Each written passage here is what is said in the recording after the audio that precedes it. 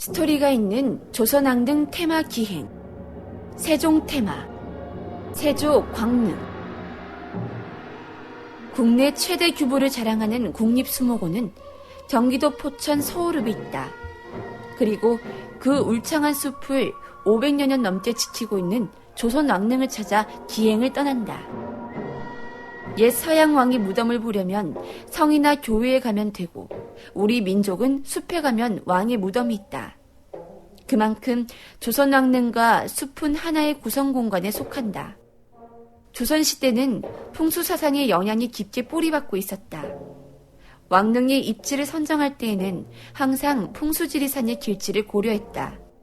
길지의 요건을 보면 여러 기능을 하는 산자락이 능침의 후면은 물론이고 좌우를 감싸는 지세이어야 한다고 밝힌다.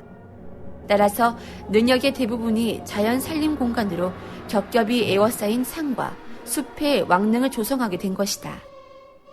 광릉 수목원이란 이름이 더 친숙한 국립수목원에는 바로 제7대 세조와 왕비 정의왕후를 모신 광릉이 있다.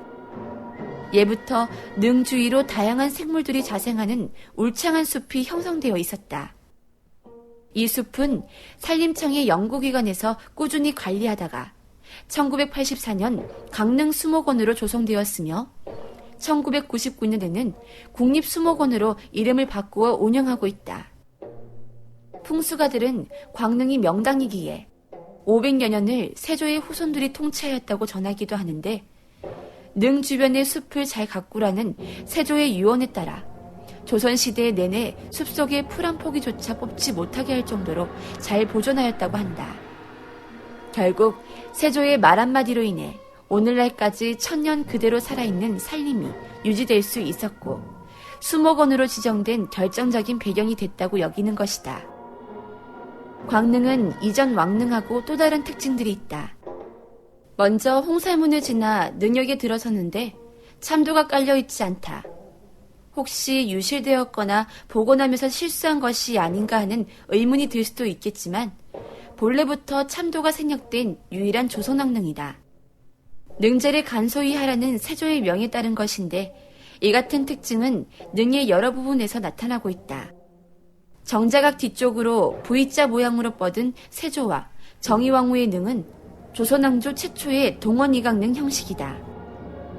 본래 세조의 능은 달능으로 조성되어 있었는데, 정의왕후가 승화한 뒤 능을 새로 만들면서 세조 능의 정자각을 중간 지점으로 옮겨 동원 이강능이 됐다. 능을 바라보니 정자각에서 능산까지 거리가 꽤 멀어 보이는데, 조선 왕릉 중에서 가장 길고 가파른 사초지라 한다. 참도를 생략한 것처럼 세조는 능제를 간소히 하라고 했는데, 예전까지 석실로 되어 있던 현궁을 회벽식으로 바뀌었고, 봉분 주위에 둘렀던 병풍석도 없앴으며, 병풍석에 새겼던 12지신상도 난간석의 동자석주로 옮겨졌다. 이와 같은 양식의 변화는 이후 조선왕릉에 큰 영향을 주었고 모범이 되었다. 태종이 그랬듯이 세조에 대한 역사의 평가는 여러 가지로 나뉜다. 흔히 한 사람의 인물됨을 훗날 역사가 평가해 줄 거라고 말하지만, 역사의 평가는 시대에 따라 바뀔 수 있는 주관적인 견해라는 어느 역사학자의 얘기도 틀린 것은 아닐 것이다. 그런 면에서 살아있을 때와 죽은 이후의 역사가 공존하는 왕릉을 찾는 것은 보다 다양한 시각으로 역사를 생각해 볼 수 있다는 점에서 뜻깊은 자리가 된다.